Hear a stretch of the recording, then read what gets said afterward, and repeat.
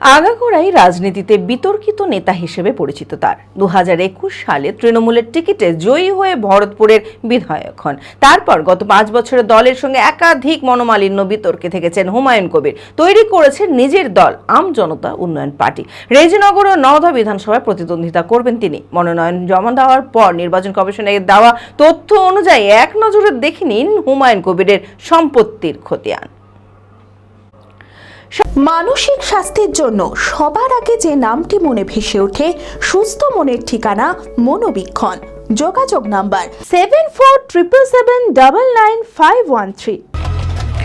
মোট সম্পত্তি রয়েছে 45,56,176 টাকার। হাতে নগদ রয়েছে 4,52,030 টাকা। ব্যাংকে বিনিয়োগ রয়েছে 2,62,000 টাকা। গাড়ি ফরচুনা একটি। সোনার গয়না 34.5 গ্রাম, যার বাজার মূল্য 5,17,500 টাকা। চাষের জমি একটি, বাড়ি নেই। শ্রী মিরাজ সুলতানার মোট সম্পত্তি রয়েছে 97,58,673 টাকা। হাতে নগদ রয়েছে 3,49,353 টাকা। ব্যাংকে বিনিয়োগ রয়েছে 21,820 টাকা। সোনার গয়না 632.5 গ্রাম, যার বাজার মূল্য 94,87,500 টাকা। গাড়ি নেই, বাড়ি একটি, যার মূল্য 90 লক্ষ টাকা।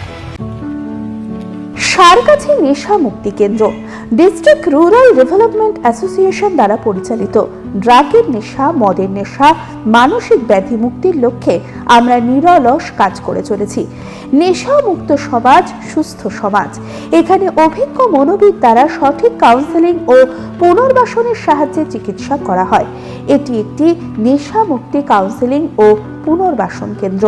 ঠিকানা সারগাছি নেশা মুক্তি কেন্দ্র, সারগাছি আশ্রম, বেলডাঙ্গা, মুর্শিদাবাদ।